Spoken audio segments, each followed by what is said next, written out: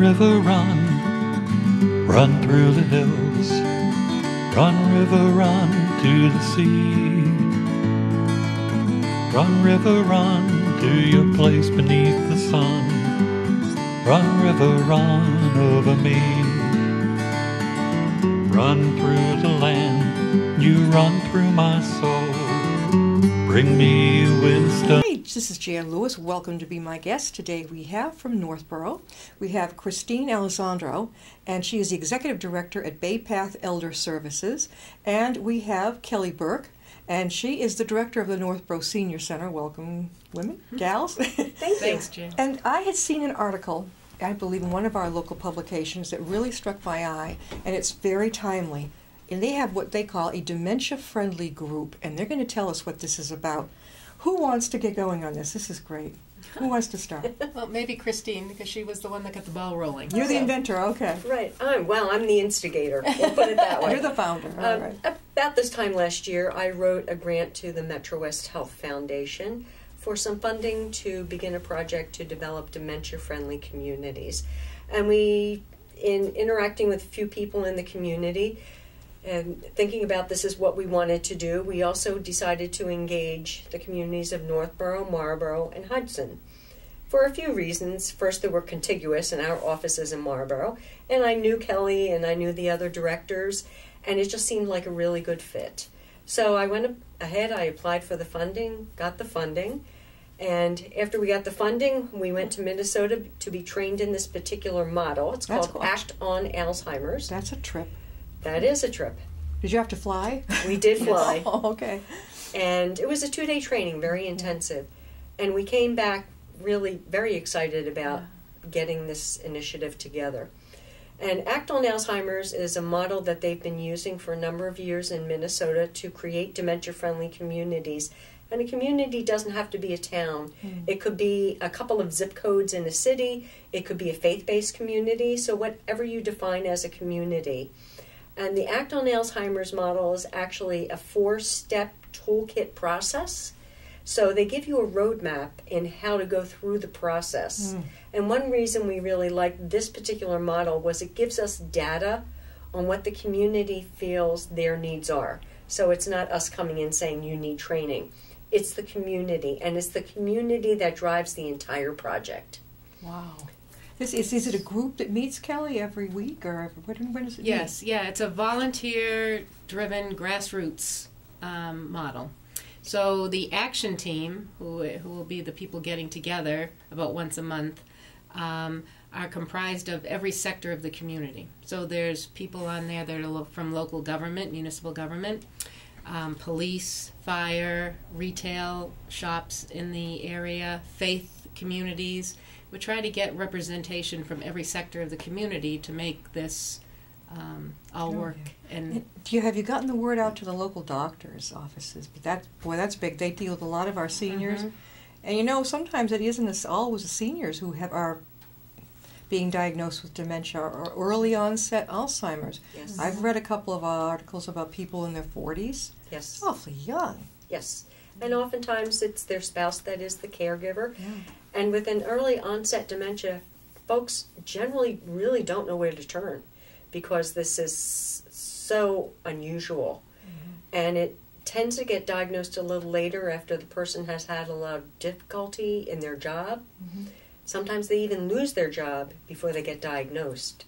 So there is an early onset component. It's not that it's only people over the age of 60. You can be in your 40s and 50 and develop early onset. And people think that you're not doing your job, I would assume, or you're just being a scatterbrain, and they can't help it. And they don't know yet, right? They have no idea. We have my husband and I have a friend. He's elderly. He's about 80. Well, I don't like to use the word elderly. He's mature. He's about 80. And I think his wife is about 6 years older than he is. And he is not in good shape. And he is taking care of her. He comes in with his cane, you know. And do you see this a lot with the elder spouse is taking care of the elder one with dementia? This is a lot, right? We do see it. And we, in my particular organization, Bay Path, we have a very robust caregiving department. So we try and reach out to those folks and give them support, education, training, teach them and educate them how to get respite and take care of themselves, because you need to be well as a caregiver in order to take care of someone. I saw that happen in my own family. I've shared with viewers a number of times. My own father, he was going to run the show, and he insisted on taking care of Mom. He burned out and passed away like light years earlier than they do in his family. They live into their 90s. And I watched this. He just collapsed one day. She lived about over a year after he did in a nursing home. He burned out. Yes. And it's so important to take care of yourself if you're the caretaker. I mean, Absolutely. And they don't. Some people don't understand that. They get on like a hamster wheel, right? And they keep going and going and going. When does your group meet? It's every week, isn't it, Kelly? We have a group comprised of Christine, myself, Janice Long, who is the director for the Hudson Senior Center, and Trish Pope, who's the director of the Marlboro Senior Center. Christine also has a coordinator from Bay Path that is kind of in charge of getting our meetings together and things like that. And Arthur Bergeron, who is an elder law attorney who also has a personal interest in this initiative as well. And we have a gerontologist, Dr. Michelle Ricard. And we also have a woman who runs a Pleasantries in Marlboro. Tammy has a lot of experience with Alzheimer's and dementia and sees, families and how everybody's trying to deal with this. So we all get together about every 2 weeks. But the action teams that I talked about earlier, those are the folks, the volunteers from each community that are going to get together and roll out those questionnaires that we talked about.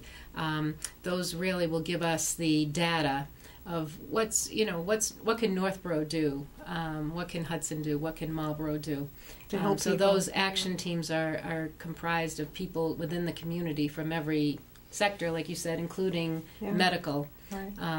So that group will probably meet about once every month, and then there'll be volunteers that'll roll out those questionnaires and get them to the different parts of the community to get that data that we need. Will the volunteers go to people's homes to be there to help, or how will this work? It's for people. The whole initiative is for people that have dementia and Alzheimer's to be comfortable in their community that they've always been in, and to go through the journey of Alzheimer's and dementia, comfortably and with respect and dignity within their own community. It's also for their families, because we know, like you had pointed to with your folks, is that there's a lot of care to be given and acceptance, and kind of to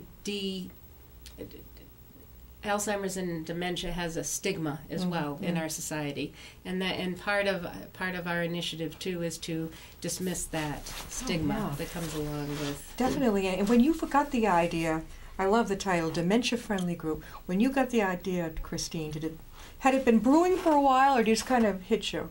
It had been brewing for a while, and what I found, there was an instance a few years ago here in Massachusetts. I think it was a community up on the North Shore, and I heard it on the news that there was a gentleman with early stage dementia out for a walk in the park, and there was also a young woman with a baby in a carriage in the park as well. And they met up, and the gentleman with Alzheimer's started speaking to the woman and said, "Oh, what a beautiful baby, may I hold the baby?" And the woman let him hold the baby, and he walked away with the baby. Oh. Now, this is a gentleman who, again, has dementia, really was not aware what he was doing was wrong. The police came, they arrested him, and it became a very difficult situation. Caregivers had to come down, get him out of jail. It was very, very difficult. So to me, it pointed out there's so much that we can do in helping the community understand what the disease is and how to work with individuals and their caregivers who have the disease. Wouldn't it be great if someone with Alzheimer's or another dementia could go into a restaurant without fear of people saying bad things about their behaviors? If they suddenly speak out and say "shut up" really loudly, because they can't help it. but to have understanding people in that particular restaurant who understand what the disease process is about. Sure. And that's what this is about, to train, to help folks in the bank recognize this. So when somebody comes in, they know that they have a diagnosis of Alzheimer's, they might watch out for something else in those transactions. Sure. So it's just making people comfortable and remain engaged in the fabric of their community. Oftentimes we see so much depression because caregivers and persons with dementia are isolated. Yeah. I think that my father hit that wall. And when the last time I saw him, second to the next time alive, basically, he was just sitting in a chair in their apartment, living off of that drink Boost. It's like not Boost, Ensure. Boost, Yeah. Ensure type thing. Yeah. And I don't think he was eating, Yeah. but I couldn't budge him. I didn't even recognize his voice on the phone. Had I to do it over again, I would have just gone right over his head and gotten the ambulance there anyway, and he probably would have not spoken to me. Really. But, it's hindsight. Did you have this? Did both of you go through anything like this in your own families? Yes, my mother had Alzheimer's as well. So, and I found some of the things that you talked about as well. When I'd go to the doctor's office, I was almost talking behind her head, trying to tell people that that she had dementia, or that, because I was bringing her there because she had said she had had a pain. Yeah. Of course, the doctor asked her, Mary, how's the stomach pain today? And she said, I've never had stomach pain. And, of course, the doctor's looking at me like, what are you bringing her here for? Yeah. So I guess it's, I think it's awareness and acceptance of how this disease acts that we're trying to get communities to be aware of, and so that people with dementia or Alzheimer's can function in their community being accepted and with dignity. And How can they reach you? How can people get a hold of you through the group and to start learning on this? Through, for the senior center directors anyway, Marlboro, Trish Pope, I don't have her phone number, Hudson, Janice Long, and I'm Kelly Burke, the director at the Northborough Senior Center, 508-393-5035. There you go. I mean, if people are interested in the dementia-friendly group, this is to train volunteers so that they know how to cope with this. Is this correct? Dealing with volunteers. How long is the training process? The rollout should be about 12 to 15 months at these action teams. We call them action teams, the volunteers that come from each community to kind of assess where their community is and what are the types of things that our community can do. When we were out in Minnesota, we were very fortunate to see, was it over 30 communities that have rolled this program out. So some of those action teams, when they rolled out their questionnaires and got that data back, they decided that they would do an early detection screening. Or they decided they would do a brochure that could be put out in the community so that people would get an understanding. Other communities decided to do specialized training for their EMTs, their first responders, so that they would have a better understanding of, maybe this is the way somebody with Alzheimer's or any kind of dementia may act, and to kind of recognize that. So that's kind of I'm very excited about the whole program, but I think that one of the exciting things is it's going to look different in each town, each community. So what we'll find from our questionnaires in Northborough might be very different from what they're going to find in Hudson or Marlboro, but then that action team will take that information and decide, this is a right fit for our community. This is the project. This is what we want to roll out to make our community dementia friendly. So when people come and do the study, the volunteer, and learn about it, after that, where do they take it? What's their next step once they've gone through the training? What would they do? So the questionnaires that are going to go back, Christine has staff that can sift through that data. They, like she talked about, there's a toolkit that Minnesota has put together. So it makes it easier, although I'm telling you, numbers is not my favorite thing, so I'm glad that's not my job. But math, no. But there's matrices that pull all that information together and really kind of articulate what the town could really use in terms of making it dementia friendly. It'd be nice if we had this here in Upton too. We have Milford, Upton, not that far from you guys either. You know, get everybody. Have you thought about engaging the rest of us? Absolutely. Actually, we've thought about engaging the entire state. Oh, I love and that. we are working with the Executive Office of Elder Affairs and the Secretary of Elder Affairs and some other organizations in trying to do this statewide. Yeah. I can do it for the 14 communities that I serve, but we feel the entire state, this Commonwealth, should be dementia friendly. So whether I go to Milford or Framingham, I know there will be a dementia friendly business or a dementia friendly healthcare provider that I could access. So we're not just thinking local, we're thinking big time. That's a real entrepreneur right there. Have you heard of the new Oasis at Dodge Park being built? We had them on the show, and this I've heard them being advertised on Jordan Levy's show on WTAG, and they sound terrific. They sound like they've got a real handle. Have you looked into it and to refer people to it? At our agency, we will give lists of resources. We don't necessarily do a referral, but we do provide people resources if they're looking for assisted living or nursing home or anything in the community having to do with services for older adults. What do you think happened? I mean, it seems like recently, with the past few years, we're hearing more about it. What happened back in our grandparents' time? Were we not getting cases of this, or what happened? What all of a sudden they're talking about it? Well, I think it's more the early detection. Yeah. And because it used to be they're just senile. Early in my career, they were senile. Yes. Okay. They didn't have a name. Right. And then, actually, there was a Dr. Alzheimer. He was German, and he detected this disease, and it was named after him. And I think through the years, especially through the 80s, I think the diagnostic medium became a little more prevalent within the medical community. You can't diagnose Alzheimer's unless it's post-mortem, because you have to look at the brain. But they have discovered new forms of dementia as well. I think Lewy body is a newer form of dementia. So as science has marched on, so has the diagnoses of the disease. And there seem to be some gerontologists, doctors specializing in elder medicine or senior medicine. Well, I think the important thing to remember too is just all of us baby boomers. So we are a huge cohort, and I think that's something to be accounted for as well. Is that there's so many of us, and it's the biggest demographic growth that we've ever seen. So I know. Isn't the oldest baby boomer? It's a huge scale. They're still in their 50s, 60s, and there's one turning 70. It's 1946 to 64. 64, right.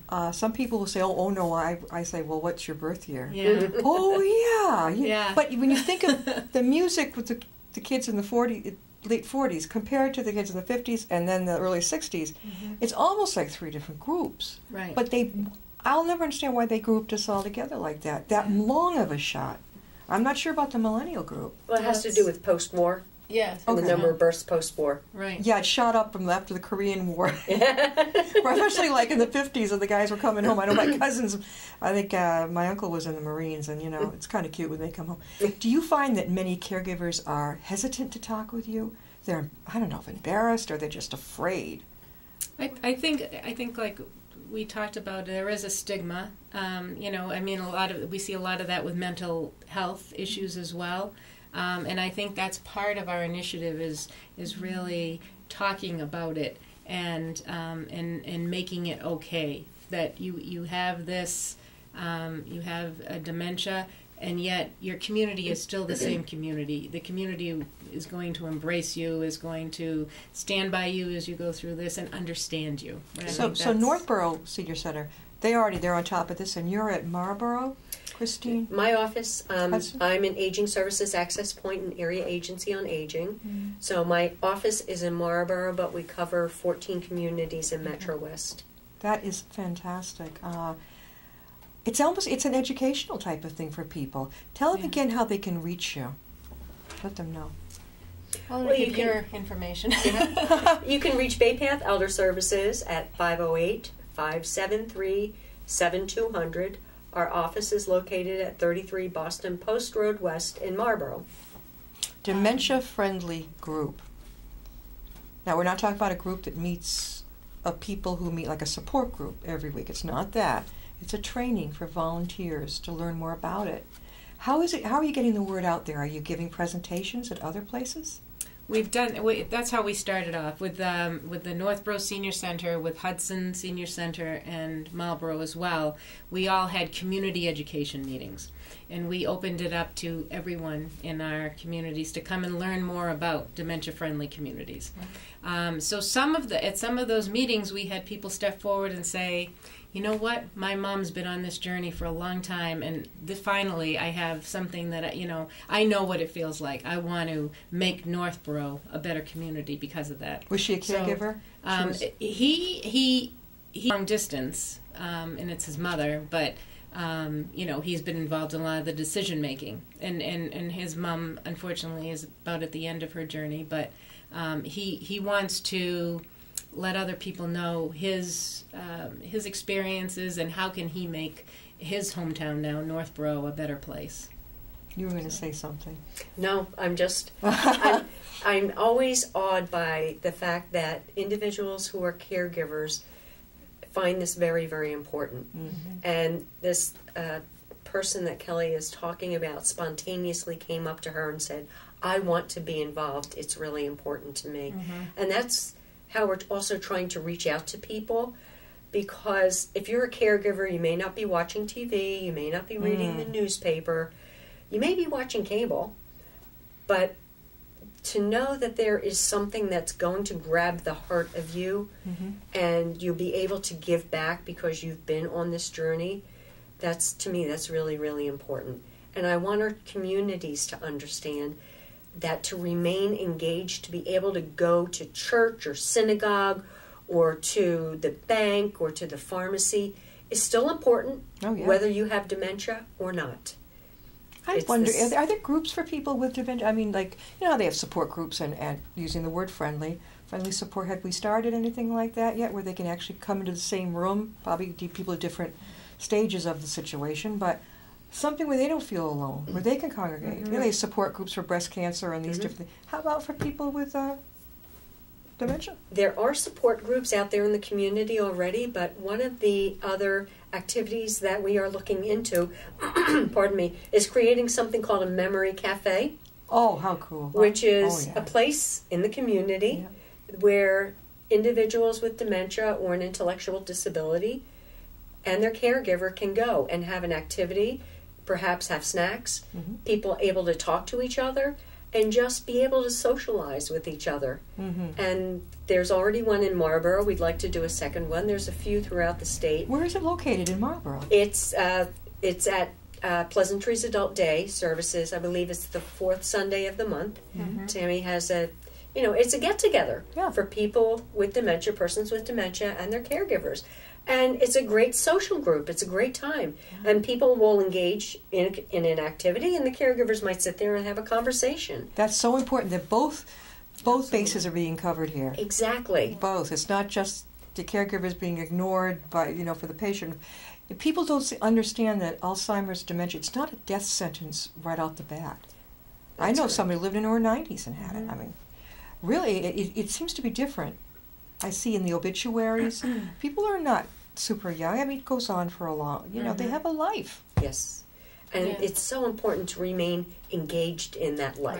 Right. Yeah. And we're hoping, too, even with these action groups, these action teams that we're creating in each community, we're hoping that there is somebody that comes forward that has that diagnosis that can be part of the team. They're really an important piece of the puzzle. You were saying that at your Northborough, the Northborough Senior Center, that there was a class, people learning how to write in their journal, their memory. Writing. Now, that's not for the dementia people, right? It's open to everyone. It's not designated in particular, but that might be as we go along through this and we become more aware of the needs of the community of people that have dementia. That might be something that we would create at the senior center. I tell caretakers, I'm a memoir ghostwriter, and I tell them, don't forget yourself as the caregiver. You can have the memoir about your loved one Mm-hmm.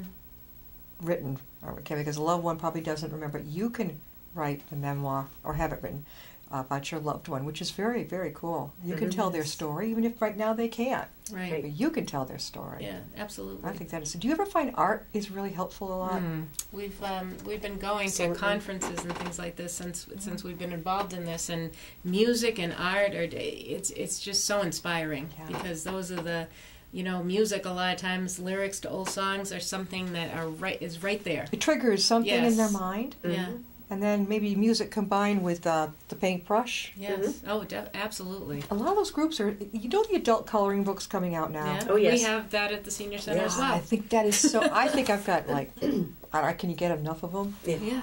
I think Northborough Library. I attended Yeah. one or two of their groups. They're Yeah. having adult coloring night. Yeah, we Right. have it every month at the senior center too. I think it's so Yeah, great. it's wonderful. People are really enjoying it. It's So, relaxing. Yeah. So I absolutely all of the senior centers. I can speak for Marlborough and Hudson as well.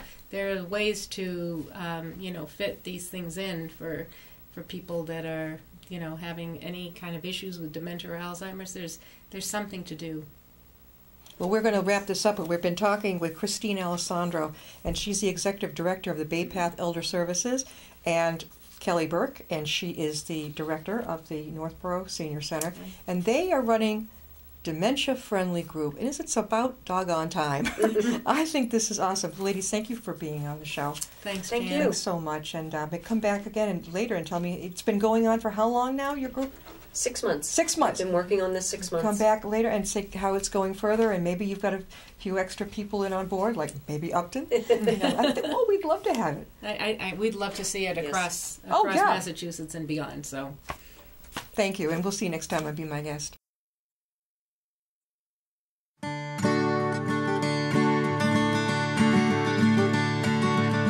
Run, river, run, run through the hills. Run, river, run to the sea. Run, river, run to your place beneath the sun. Run, river, run over me.